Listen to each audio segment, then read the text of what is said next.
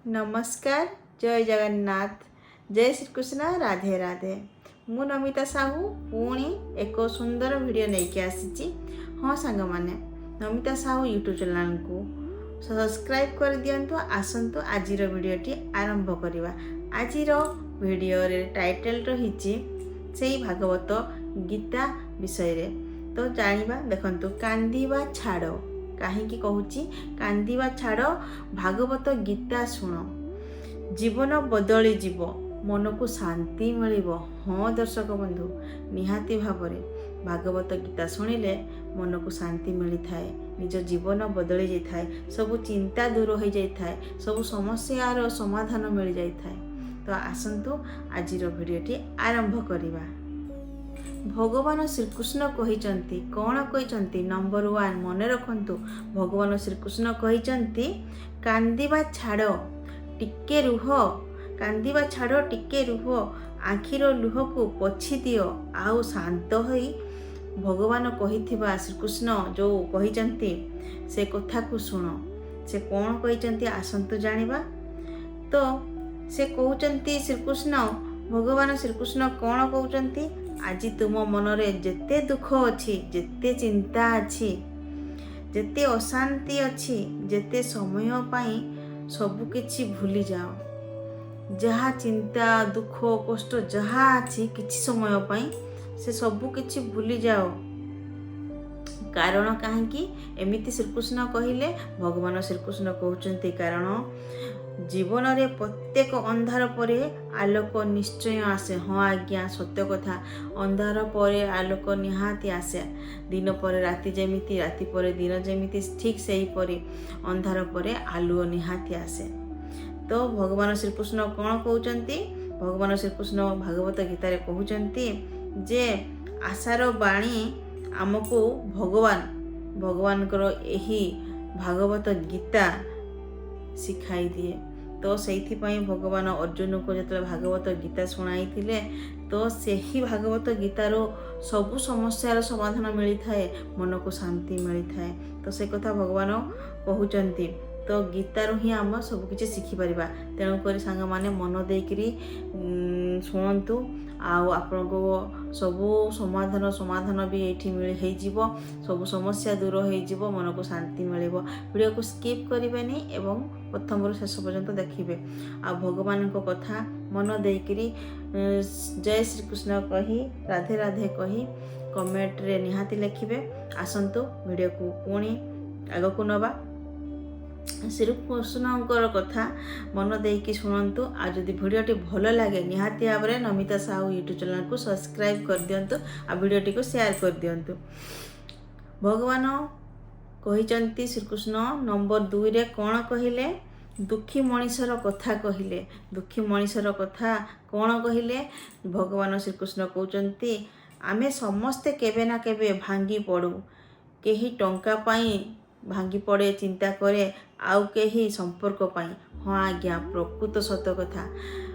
प्रत्येक लोक संपर्क रे कोठी ना कोठी फाट सृष्टि होउची। संपर्क आग भली आउ नाही, से भांगी पड़ुचंती। आउ सबू लोकंकर तो अनेक समस्या रही, टंकार आवश्यकता रही, टंका पाई मध्य भांगी पड़ती। आग को कौन कहते भगवान श्रीकृष्ण श्रीकृष्ण कहते जे कहीं संपर्क पाई भांगी पड़े, कहीं निज लोकों द्वारा मिलता दुख पाई। आजिकल लोक निज लोक ही निज को दुख दे थाए आज्ञा। आउ कहीं राति रे एकाकी बसी भावती मो जीवन ही कहीं एते दुख। बहुत लोक अनेक लोक 100 ରୁ 70-80 लोक भावुथे मो जीवन कहीं एते दुख।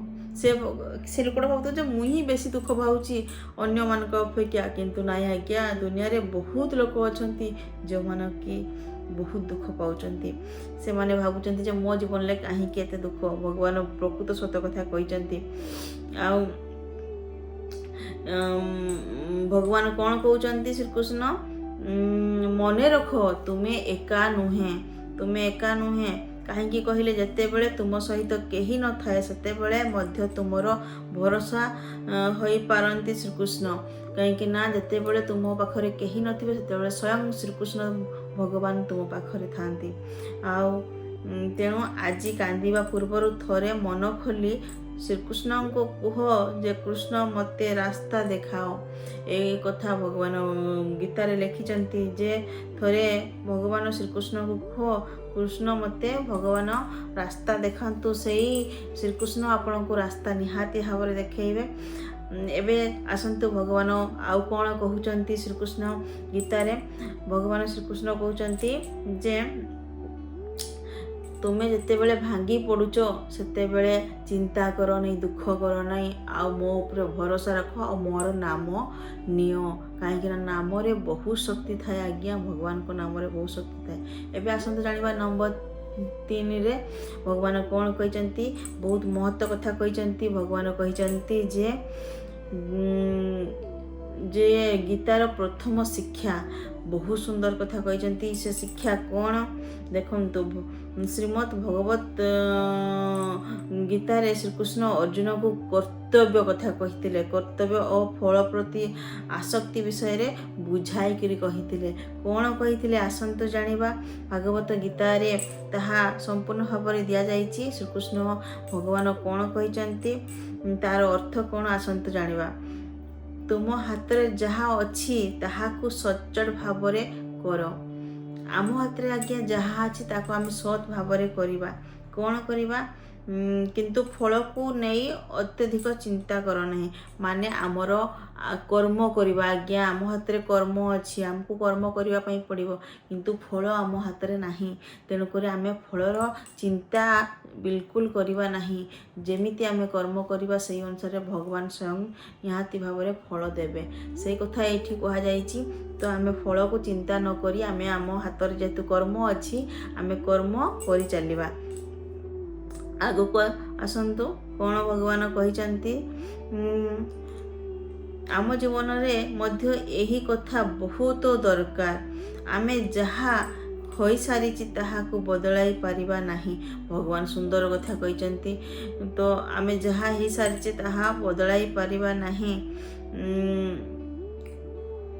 ଆଉ ଯାହା ଆସିନାହିଁ ତାହାକୁ ନେଇ ଆଜିଠାରୁ କାହିଁକି ଭାଙ୍ଗି ପଡ଼ିବ।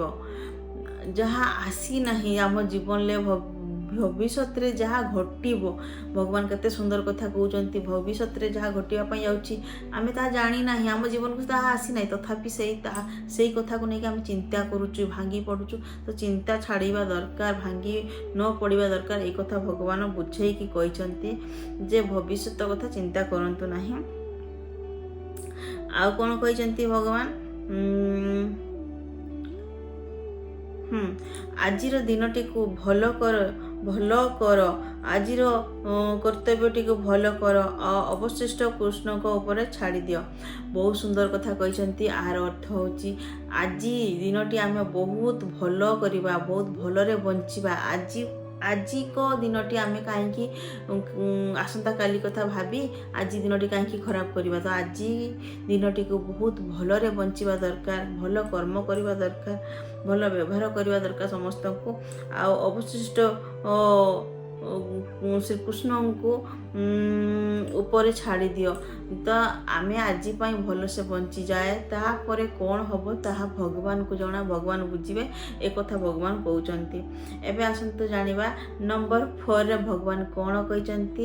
ତା ପୂର୍ବରୁ କହି ରଖୁଛି ଚ୍ୟାନେଲଟିକୁ ସବସ୍କ୍ରାଇବ୍ କରିଦିଅନ୍ତୁ, ନମିତା ସାହୁ ଚ୍ୟାନେଲଟିକୁ, ତାକି ଆପଣ ଶ୍ରୀକୃଷ୍ଣଙ୍କ ବାଣୀ ଏମିତି ମନ ଦେଇକିରି ଶୁଣନ୍ତୁ ଆଉ ଜାଣିପାରିବେ। ବହୁତ ସୁନ୍ଦର ଶିକ୍ଷଣୀୟ କଥା ଅଛି। ଆସନ୍ତୁ ଭଗବାନ ଶ୍ରୀକୃଷ୍ଣ କହିଛନ୍ତି ଯେ ଯେଉଁମାନେ ଭିତରୁ ଭାଙ୍ଗି ଯାଇଛନ୍ତି ସେମାନଙ୍କ ବିଷୟରେ ଭଗବାନ କ'ଣ କହିଛନ୍ତି। ଯେ ଯେଉଁମାନେ ଭିତରୁ ଭାଙ୍ଗି ଯାଇଛନ୍ତି ସେମାନଙ୍କ ବିଷୟରେ ବହୁତ ସୁନ୍ଦର କଥା କହିଛନ୍ତି ଭଗବାନ ଗୀତାରେ। କ'ଣ କହିଛନ୍ତି? ଯଦି ତୁମେ ଏହି ସମୟରେ ବହୁତ କଷ୍ଟରେ ଅଛ ତେବେ ଏହି କଥାଟି ମନେ ରଖ। କ'ଣ? ଯେ ଖରାପ ସମୟ ସବୁବେଳେ ରହେ ନାହିଁ। ପ୍ରକୃତ ସତ କଥା ଆଜ୍ଞା, ଖରାପ ସମୟ ସବୁବେଳେ ରହେ ନାହିଁ। ଆଜି ଆପଣଙ୍କ ପରିସ୍ଥିତି ଖରାପ ଅଛି, ସମୟ ଖରାପ ଅଛି, ତା ମାନେ ନୁହଁ ଯେ ସେମିତି ସବୁବେଳେ ଥିବ। ଆଜି ଯେଉଁ ଲୁହ ତୁମ ଆଖିରେ ଅଛି କାଲି ସେହି ଆଖିରେ ଖୁସିର ଲୁହ ମଧ୍ୟ ଆସିପାରେ। ସତ କଥା। କାହିଁକି ନା ମୁଁ ବି ଅନେକ ଲୋକଙ୍କୁ ଦେଖିଛି ଆଜ୍ଞା, ଯେଉଁ ଲୋକମାନେ ଦିନେ କାନ୍ଦୁଥାନ୍ତି ଦୁଃଖରେ ସେଇ ଲୋକ କେବେ ପୁଣି କାନ୍ଦେ, ହସର ଲୁହ ବି ଆସିଯାଏ ତା ଜୀବନରେ ହେଲା। ଲୁହ ଦୁଇ ପ୍ରକାର, ଗୋଟେ ଦୁଃଖର ଲୁହ, ଗୋଟେ ହସର ଲୁହ। କେହି ଲୋକ ଏମିତି କିଛି ଘଟଣା ଘଟେ ଯାହାକି ତାର ଭାଗ୍ୟ ବଦଳେଇ ଦିଏ, ଆଉ ସେ ଖୁସିରେ କାନ୍ଦି ପଡ଼େ। ଠିକ୍ ଅଛି। ତ ହଁ, ଭଗବାନ କହୁଛନ୍ତି ଗୋଟିଏ ଦୁଃଖଦ ଘଟଣାକୁ ନେଇ ନିଜ ସମ୍ପୂର୍ଣ୍ଣ ଜୀବନକୁ ଦୁଃଖରେ ଭରି ଦିଅ ନାହିଁ। ଗୋଟିଏ ଦୁଃଖକୁ ନେଇକି ପୁରା ଜୀବନଟାକୁ, ପୁରା ବର୍ତ୍ତମାନଟାକୁ, ପୁରା ପରିବାରଟାକୁ କାହିଁକି ଦୁଃଖିତ କରୁଛ? ତ ଗୋଟିଏ ଦୁଃଖ, ଆଉ ତ ଅନ୍ୟ ସବୁ ଠିକ୍ ଅଛି ନା। ଆମ ଜୀବନରେ ଅନେକ ସମସ୍ୟା ଥାଏ, ଅନେକ ସମସ୍ୟା ଭିତରୁ ଅନେକ ଭଲ ବି ଥାଏ, ଭଲ ଥାଏ ନା। ଯେମିତି ଆମର ସବୁଠୁ ଭଲ କ'ଣ, ଆମେ ସୁସ୍ଥ ଅଛୁ, ଆମର ଶରୀର ସୁସ୍ଥ ଅଛି, ଯାହାକି ସବୁଠୁ ବଡ଼ ସମ୍ପତ୍ତି। ଶରୀର ହେଉଛି ସବୁଠୁ ବଡ଼ ସମ୍ପତ୍ତି ଆଜ୍ଞା। ଶରୀର ଠିକ୍ ଥିବା ଦରକାର, ପରିବାର ସମସ୍ତ ଘର ସଦସ୍ୟର ଶରୀର ଠିକ୍ ଥିବା ଦରକାର, ପିଲାମାନେ ଠିକ୍ ଥିବା ଦରକାର, ଘରର ଗୁରୁଜନ ସଦସ୍ୟ ସମସ୍ତେ ଭଲରେ ରହିବା ଦରକାର। ତାପରେ ସମସ୍ୟା ତ ଆସିବ ଯିବ ଜୀବନରେ ଅନେକ। ଏହା ହିଁ ତ ଜୀବନ। ଯେଉଁଠି ସମସ୍ୟା ନାହିଁ ତ ସେ କି ଜୀବନ? ତ ପ୍ରକୃତ କଥା, ଆମେ ଯଦି ଠିକ୍ ଅଛୁ, ଆମର ହାତ ଗୋଡ଼ ଚାଲୁଛି, ଆମେ ଠିକ୍ ଅଛୁ, ତାହେଲେ ଭଗବାନ ଏଇଠି କ'ଣ କହୁଛନ୍ତି ଯେ ଗୋଟିଏ ଦୁଃଖଦ ଘଟଣାକୁ ନେଇ ନିଜ ସମ୍ପୂର୍ଣ୍ଣ ଜୀବନକୁ ଦୁଃଖରେ ଭରି ଦିଅ ନାହିଁ। ତ ବହୁତ ଭଲ କଥା କହିଛନ୍ତି ଭଗବାନ। ତ ଗୋଟିଏ ଦୁଃଖକୁ ନେଇକି ପୁରା ଜୀବନଟାକୁ ଦୁଃଖୀ କର ନାହିଁ। ତାପରେ ଆସନ୍ତୁ ଜାଣିବା ଶ୍ରୀକୃଷ୍ଣ କ'ଣ କହୁଛନ୍ତି ଯେ ନିଜକୁ କୁହ ଏହି ସମୟ ମଧ୍ୟ କଟିଯିବ। ହଁ, ନିଜେ ନିଜକୁ କୁହ ଯେ ଏହି ସମୟ ମଧ୍ୟ କଟିଯିବ। ବହୁତ ସୁନ୍ଦର କଥା କହିଛନ୍ତି। ଆଉ ଶ୍ରୀକୃଷ୍ଣଙ୍କ ଉପରେ ଭରସା ରଖ। ମୁଁ ବି ଆପଣମାନଙ୍କୁ ରିକ୍ୱେଷ୍ଟ କରୁଛି, ଭଗବାନଙ୍କ ଉପରେ ଭରସା ରଖ। ଯାହା ଜୀବନର ଦୁଃଖ ଅଛି, ଆଜି ଅଛି ଆଜ୍ଞା, କାଲି ଚାଲିଯିବ। ଛାଡ଼ନ୍ତୁ ନା, ଦୁଃଖକୁ ଛାଡ଼ନ୍ତୁ, ଚିନ୍ତା କରନ୍ତୁନି। ଏଇ ତ ଜୀବନ। ଠିକ୍ ଅଛି। ଭଗବାନ କ'ଣ କହିଛନ୍ତି ଆସନ୍ତୁ ଜାଣିବା। ନମ୍ବର 5ରେ ଭଗବାନ କହିଛନ୍ତି ମନକୁ ଶାନ୍ତ କରିବାର ଛୋଟ ଅଭ୍ୟାସ କରନ୍ତୁ। ବହୁତ ସୁନ୍ଦର କଥା କହିଛନ୍ତି। ମନକୁ ଶାନ୍ତ କରିବାର ଛୋଟ ଅଭ୍ୟାସ ନିହାତି ଭାବରେ କରିବା ଦରକାର। ଯେମିତିକି ଟିକେ ଆଖି ବନ୍ଦ କର, ଏବେ ତାହେଲେ ଆଖିଟା ଟିକେ ବନ୍ଦ କର। ଏମିତି ଆଖି ବନ୍ଦ କରିକିରି ଧୀରେ ଶ୍ୱାସ ନିଅ, ଆଉ ଧୀରେ ଛାଡ଼। ହଁ ଆଜ୍ଞା, ଯେତେବେଳେ ଶ୍ୱାସ ନେବ, ଛାଡ଼ିବ, ସେତେବେଳେ ମନକୁ ଶାନ୍ତି ମିଳେ। ପ୍ରକୃତ ସତ କଥା, ମୁଁ ବି କରିଛି। ତାପରେ ମନରେ କୁହ, ହେ କୃଷ୍ଣ, ମୋ ମନର ଚିନ୍ତା ତୁମ ପାଖରେ ରଖିଦେଲି। ତୁମେ ଠିକ୍ ରାସ୍ତା ଦେଖାଅ, ତୁମେ ଧୈର୍ଯ୍ୟ ଦିଅ, ମୋ ମନକୁ ଶାନ୍ତି ଦିଅ। ଆଉ ଥରେ କୁହ, ମୁଁ ଭାଙ୍ଗିବି ନାହିଁ, ମୁଁ ହାରିବି ନାହିଁ, ମୋ ସହିତ କୃଷ୍ଣ ମୋ ସହିତ ଅଛନ୍ତି। ହଁ ଆଜ୍ଞା, ଆପଣ ଭଗବାନଙ୍କ ଉପରେ ଭରସା ରଖନ୍ତୁ। ତ ସିଏ ଆପଣଙ୍କୁ ରାସ୍ତା ନିହାତି ଭାବରେ ଦେଖେଇବେ, ଆପଣଙ୍କୁ ନିହାତି ଭାବରେ ସେ ଧୈର୍ଯ୍ୟ ଦେବେ, ଆପଣଙ୍କର ନିହାତି ଭାବରେ ମନକୁ ଶାନ୍ତି ଦେବେ। ଆଉ ଭଗବାନ ଯେମିତି କହିଛନ୍ତି, ଥରେ କୁହ, ମୁଁ ଭାଙ୍ଗିବି ନାହିଁ, ମୁଁ ଡରିବି ନାହିଁ, ମୁଁ ହାରିବି ନାହିଁ, ଆଉ ମୋ ସହିତ ଭଗବାନ ଶ୍ରୀକୃଷ୍ଣ ଅଛନ୍ତି। ଏଇ କଥା ଯେତେବେଳେ ନିଜେ ନିଜକୁ କହିବେ, ସେତେବେଳେ ଆପଣଙ୍କର ଆତ୍ମଶକ୍ତି କେମିତି ଜାଗ୍ରତ ହେବ। ତ ଆପଣଙ୍କର ମନୋବଳ, ବାହୁବଳ ସବୁକିଛି ଆପଣଙ୍କୁ ଲାଗିବ ଯେ ନା, ଆପଣ ସବୁକିଛି ନିଜେ ଠିକ୍ କରିପାରିବେ, କାହିଁକିନା ଆପଣଙ୍କୁ ଶକ୍ତି ଭଗବାନ ଦେବେ ସେତେବେଳେ। ତାପରେ ବହୁତ ସୁନ୍ଦର କଥା କହିଛନ୍ତି ଭଗବାନ। ଆଉ କହିଛନ୍ତି ଜୀବନରେ ସବୁକିଛି ଆମ ଇଚ୍ଛା ଅନୁସାରେ ହୁଏ ନାହିଁ। ହଁ ଆଜ୍ଞା, ଶ୍ରୀକୃଷ୍ଣ ଭଗବାନ ଗୀତା ରେ କହୁଛନ୍ତି ଯେ ଜୀବନରେ ସବୁକିଛି ଆମ ଇଚ୍ଛାରେ ହୁଏ ନାହିଁ।